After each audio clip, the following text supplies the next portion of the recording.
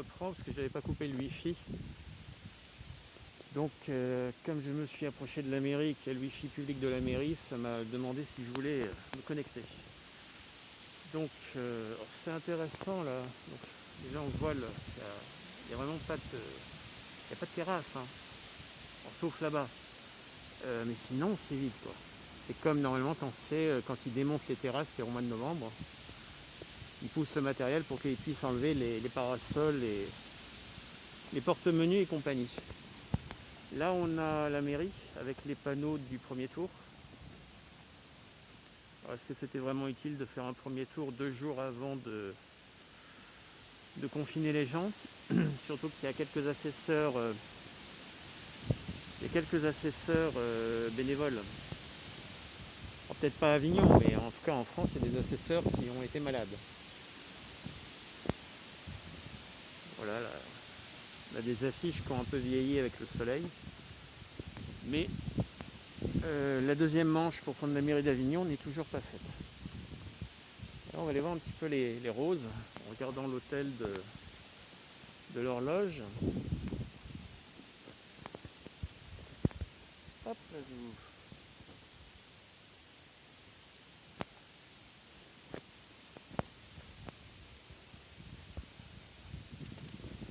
voilà, donc c'est pas les 2 secondes que je vais prendre pour prendre une photo qui vont changer la nature de la vidéo.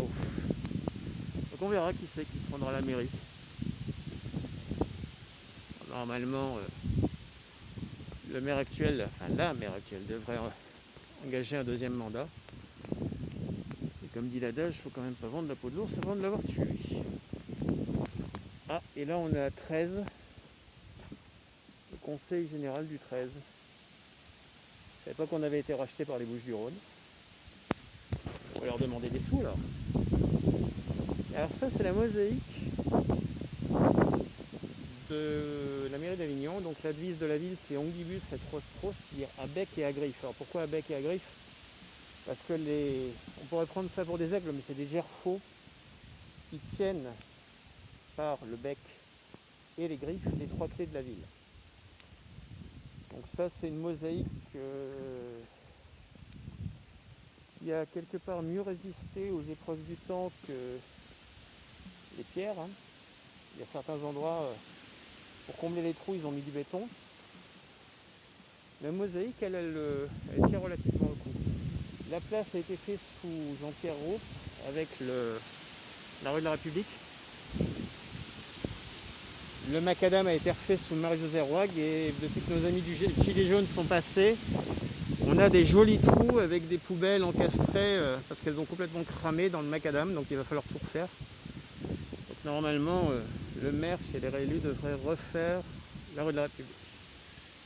Ça pose quand même question parce qu'on ne peut pas s'amuser en l'espace de 40 ans à refaire toute la voirie de la ville 3 fois. Il y a d'autres endroits de la ville où ça en aurait sérieusement besoin. Alors, la mairie qu'on a là, elle date de 1800 et quelques. Et pareil pour le théâtre. Alors, il y a des vieilles photos où on a les gens qui se tiennent au platane partant de Mistral. Alors pas un Mistral comme on a là, hein. Là on a le marquage au sol pour la distanciation. Pas comme le Mistral qu'on a là, parce que le Mistral qu'on a là il est gentil. C'est à l'époque, donc il y avait des hommes qui avaient des chapeaux haute forme et des femmes qui avaient des tenues, des toilettes. Et pour tenir tout leur attirail, ils s'accrochaient aux platanes, aux chaînes qu'il y avait autour des troncs des platanes entre l'opéra et le théâtre, entre l'opéra et la mairie, tellement le vent est secret. Parce que les arbres qui sont là, c'est pareil, c'est très récent, hein. Bon, ça, à l'échelle de la vie d'un homme, ça a plus de 100 ans, mais ce sont des chênes jeunes, des platanes jeunes. Alors, la voie de passage place de l'horloge, il y en a une, c'est au milieu. Avant, c'était tout le tour. C'est-à-dire qu'avant, les allées là, le long des restaurants et le long du théâtre, de la mairie et de l'hôtel de l'horloge là-bas, c'est où passer en voiture. Maintenant, c'est au milieu. Donc les bords Ferret Track, c'est l'Express les camions qui amène le matériel pour faire le plateau et les gradins du festival. Alors la place de l'horloge, d'abord, n'était pas dans cette configuration-là, c'est un maire d'Avignon, mais né aux Angles, qui dans les années 1800, fin 1800, a fait une percée haussmannienne pour créer la rue de la République et créer la place de l'horloge comme on la voit actuellement. Parce qu'avant, la ville de toute manière était moyenâgeuse, hein. C'est des rues tortueuses, des rues petites. Et avant, la place de l'horloge s'appelait la place de la Reloge, c'est-à-dire que les Avignonnais venaient ici pour se reloger. Alors, comme j'ai dit tout à l'heure, le théâtre et l'hôtel de ville, ça a flambé. Donc ça a été reconstruit. Et le clocher qu'on voit là-haut, qui n'est pas un clocher, c'est un campanile, il est sur la seule tour qui reste de la cardinalice qu'il y avait avant l'hôtel de ville. Alors qu'est-ce que c'est qu'une cardinalice? C'est là, en gros, c'est ce qui correspondait à l'époque des papes à peu près au ministère qu'on a actuellement pour les ministres. Ils étaient logés là-dedans. Alors là, c'est l'ancienne Banque de France, avec ses chambres fortes sur le côté, qui sont encore en travaux. Au début, ça devait être dédié au vin. Et il devait y avoir des corners de luxe en bas. Ils ont voulu tout dédier au vin. Parce qu'à la fin, il y a un très bel appartement, qui est l'appartement du gouverneur, avec une terrasse avec une pleine vue sur le palais. Donc c'est un endroit sympathique, quoi. On a les journaux qui arrivent, qui commencent leur distribution. Alors nous, on va aller là-haut. Donc là, c'est là où il y avait les secteurs de la Banque de France avant. Donc là, on voyait les planches de contreplaqué. Donc ça n'a toujours pas été a été refait. Là, c'est pareil. Là, vous ne le verrez pas, mais aux fenêtres, il y a les câbles qui pendouillent. Et ça fait je sais pas combien de temps qu'ils doivent finir ici et qu'ils finissent pas. Ça, c'est une spécificité de la ville. Régulièrement, la ville se retrouve propriétaire, malgré elle ne l'a pas demandé, d'immobilier d'exception. Du type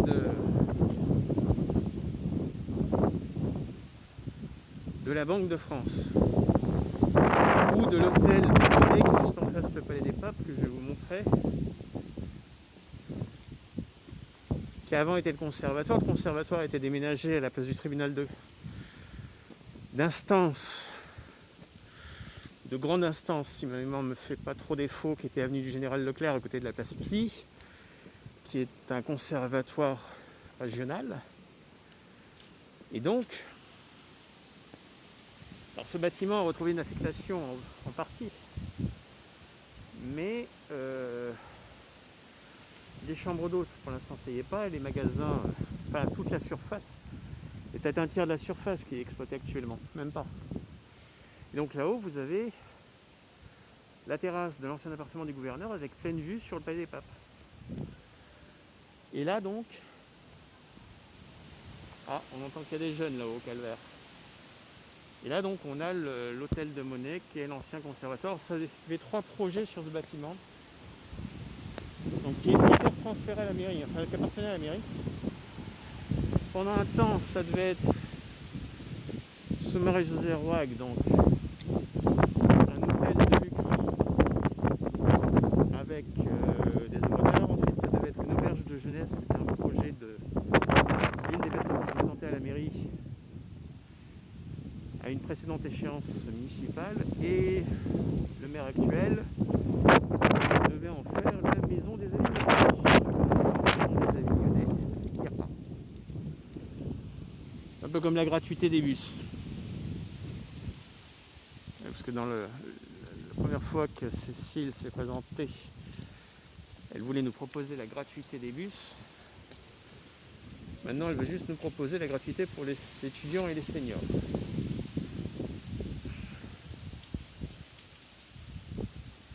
ça c'est le palais. Le palais, donc c'est un palais qui n'a pas du tout les mêmes proportions de chaque côté, qui est unique. Alors il y a le palais vieux qui est là-bas au bout, et le palais des papes. Il y a trois, entre guillemets, locataires dans le palais. Au niveau du palais vieux, il y a les archives départementales qui vont pas tarder à partir. Et au niveau du palais, donc vous avez la structure qui chapeaute la visite du palais, parce que vous ne visitez qu'une très petite partie du palais. Et là sur le côté, donc il y a un accès dans la roche au palais des congrès, qui est notamment dans cette tour là. Donc ça fait trois locataires. Donc les archives départementales, elles vont partir, elles vont aller à Gouin. Comme la Banque de France d'ailleurs est déjà partie. Et donc après, cet endroit va être récupéré pour que certainement une mise à la visite. Alors il y a une salle actuellement où il y a les archives, qui est une ancienne chapelle, les chercheurs aiment bien aller.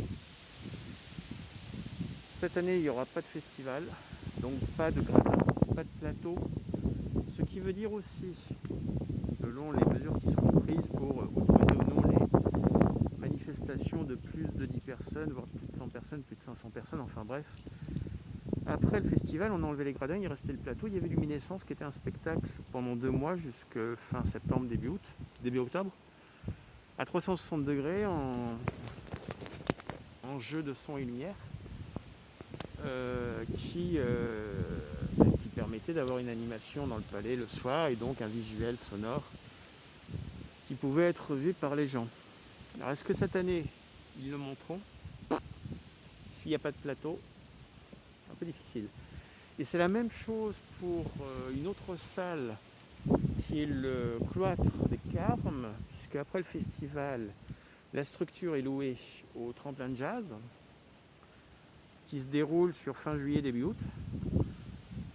S'il n'y a pas de scène, ben, il n'y a pas de...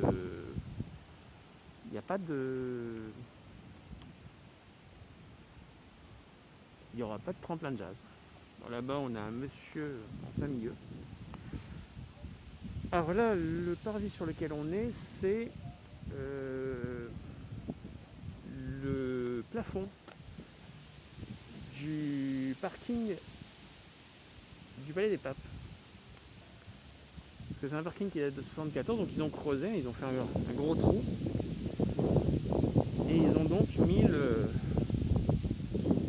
parking, qui avant avait un accès là-bas, au niveau de ce qu'est actuellement le restaurant là, du bistrot des vins. Il y avait une fontaine et il y avait une rampe d'accès pour les voitures. Non, il n'y a plus qu'une rampe piétonne.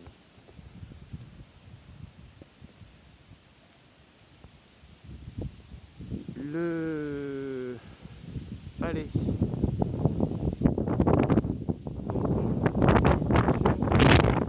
Avec une tablette, ils ont reconstitué en image de synthèse comment c'était à l'époque.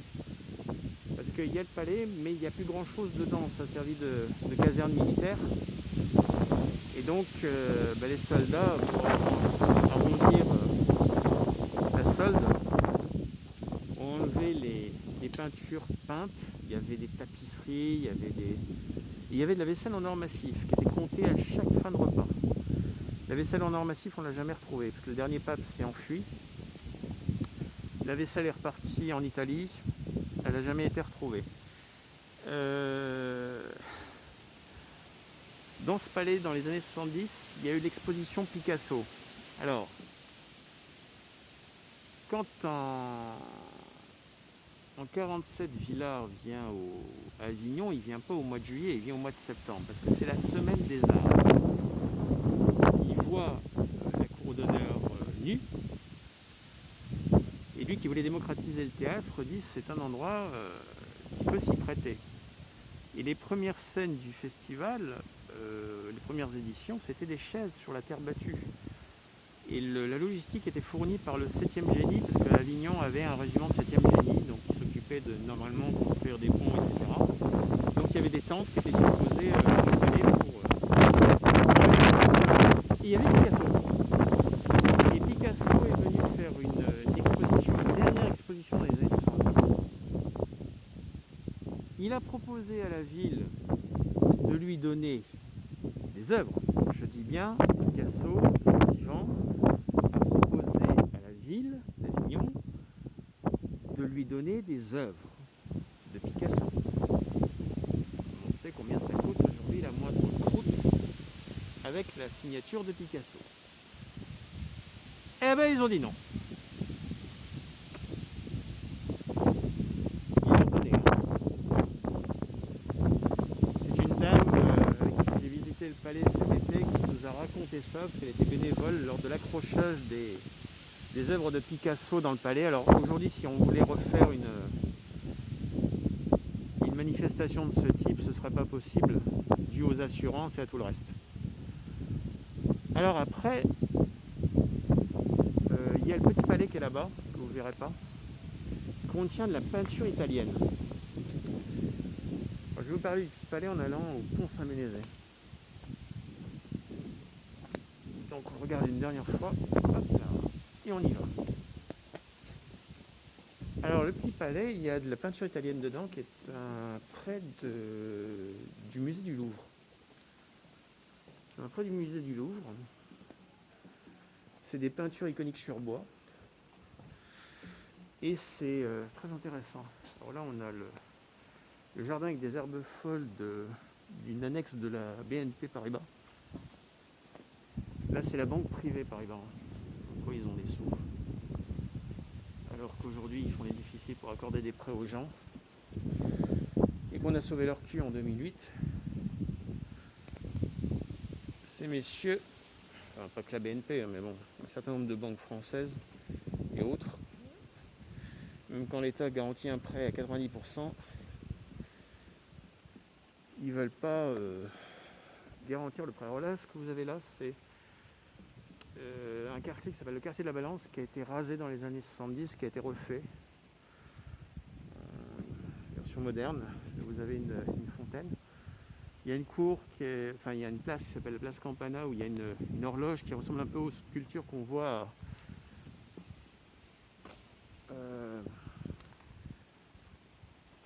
au truc de Pompidou, là, à Beaubourg. Alors là, donc c'est une cardinalis, ça aussi. C'est donc là qu'est logé que travaillent ces messieurs les banquiers de BNP Paribas. Ils ont des sous-sous.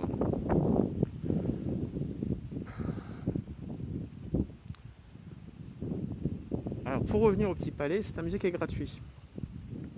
Il y a 5 musées à Avignon qui sont municipaux, qui sont gratuits. Il y a le Petit Palais, donc c'est la peinture italienne. Rue de la République, il y a le musée lapidaire qui contient les collections d'égyptologie. Avignon a la 2e collection égyptologique en France, derrière le Louvre. Il y a le musée Requiem qui va déménager, donc si Madame L est élue, il va déménager à la périphérie du centre-ville. C'est un projet pour aller sur la rocade. C'est un musée où il y a des animaux taxidermés, où il y a aussi une très grande collection de fossiles. Il y a le Palais du Rouvre, qui est une ancienne maison provençale de nobles, qui est rue de la République.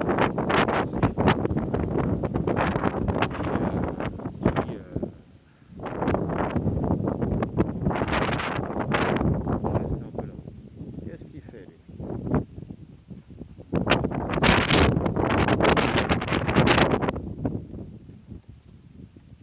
Vous avez la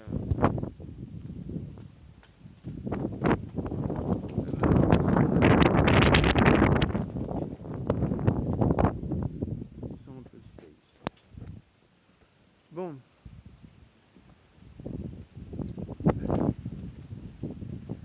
Revenons à nos musées. Alors, le Palais du Rouvre. Le Palais du Rouvre, c'est une ancienne maison provençale. Donc vous y verrez comment on vivait à l'époque des familles de noblesse provençale dans les années 1800, 1700, 1800. 1800, début du siècle du 19e, enfin du 20e. Et puis vous avez le musée Calvé. Alors le musée Calvé, c'est un musée qui avait déjà fait l'objet de rénovation, qui manque de place. Parce que ces 5 musées, quoi qu'on en dise, manquent de place et manquent de moyens. Or, leur fonctionnement est abondé par le budget de la ville.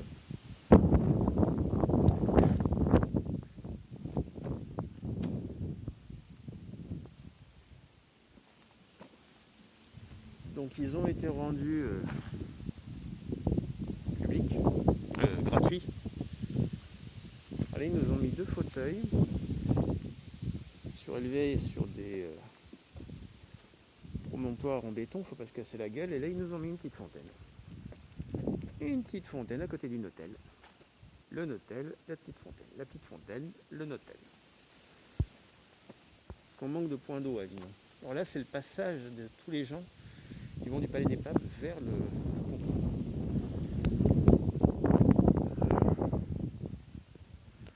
Donc là, on va continuer. On a quoi? On est à 20 minutes. Bon. On s'arrêtera après le pont.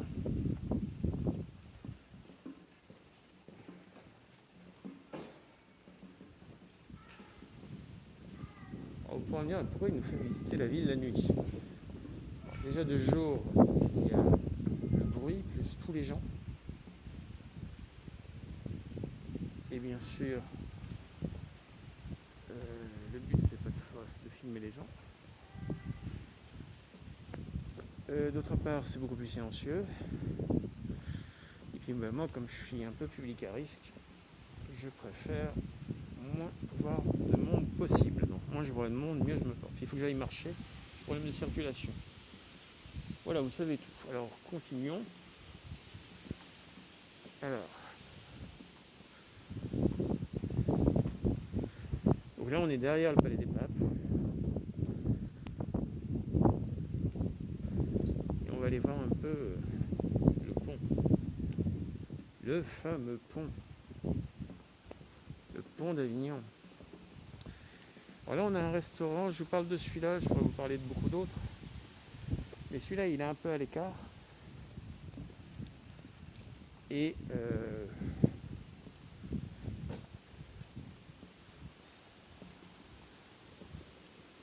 voilà, il y a un marchand de tapis, il s'appelle Gerval. Et donc le restaurant, la nouvelle adresse, non, c'est pas ça. Ouais, il y a les tables et les chaises là. Ça s'appelle la Provende, voilà. Voilà, il y a une place, bon, moderne, mais un peu à l'écart par rapport à toutes les autres places. Alors ça, c'est une Saab. Ça n'existe plus cette marque. C'est des voitures indestructibles, ça. C'est un ancien constructeur suédois. Et ça n'existe plus, ces voitures. Alors les voitures qu'on a actuellement, ben, c'est pas forcément des voitures neuves, hein, comme là, cette DS3. Là, on a une Ford Fiesta qui a bien une dizaine d'années. C'est bien gentil les voitures, mais faire des bagnoles qui font 1,3 tonne, les SUV, là. Les gens sont fous, ils veulent tous avoir leur SUV maintenant. Ça fait 1,3 tonne, ça bouffe 8 litres au 100. Ça coûte à l'aise 40-50 000 euros. Et de toute manière, dans 5 à 10 ans, ce sera foutu, ou ce sera surtaxé. Mais tous les constructeurs font actuellement des SUV. Si je prends Citroën par exemple, avant ils faisaient une 2 chevaux, ça coûtait 6 mois de salaire. Ça allait n'importe où, ça faisait 500 kg, ça bouffait 8 litres au 100.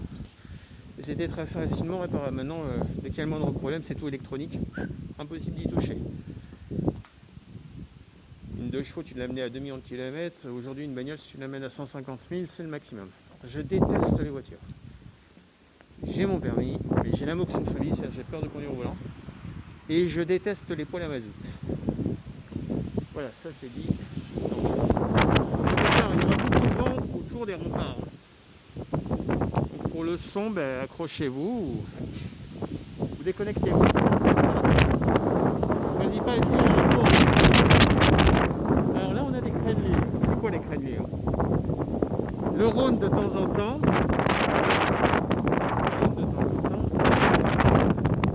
Et bon.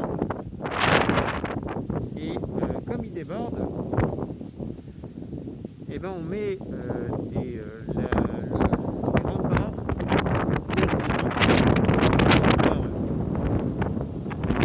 et voilà le pont. Oui, là. Voilà. Avec les bagnoles devant. Donc on a là le contrefort des remparts, ça correspond aux remparts romains. Et ensuite on a les remparts qu'on reconstruit les papes derrière, parce qu'Avignon était une ville à part du royaume de France. C'est une terre vaticane. Donc, le système, ils mettent des planches, ils mettent de la boue séchée avec de la paille entre les deux crénelures, et ils montent. Ça présente trois avantages: ça se construit très vite, ça se défait très vite et surtout c'est très étanche. En 2003, quand il y a eu les inondations, on est monté à peu près à 1 mètre, 1,50 m de hauteur. Donc là où je suis actuellement, là en face le pont, ben, je ne serai plus là, avec le courant. Et même si ça, c'est le bras mort, parce que le bras vif, il est de l'autre côté, du côté de Villeneuve. Quand c'est inondé, ça dépote. Ça déménage parce qu'il y a toutes les eaux qui viennent du lit de la Durance et du lit du Rhône plus haut. Et donc, ça fait qu'on a beaucoup de choses, de charriers, des troncs d'arbres, des bateaux, enfin, tout un tas de trucs. Et la dernière fois, il fallait choisir entre Arles et Avignon. C'est finalement Arles qui a été inondé. C'est bien finalement que je filme aujourd'hui avec le vent. Voilà, et on a donc les bagnoles qui passent. Alors pas encore trop, et ça va commencer tout à l'heure, ce sera l'autoroute. Voilà, pour cet aspect-là, ça s'arrête là. Et donc, je retrouve les autres sur une autre vidéo.